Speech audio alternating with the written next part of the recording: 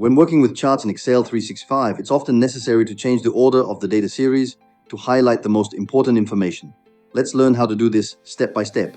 First, open the Excel file containing the chart you want to modify. Click on the chart to select it.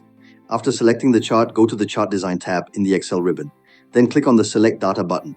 This will open a window that allows you to manage the data series within the chart. In the Select Data Source window, you will see a list of data series currently used in the chart.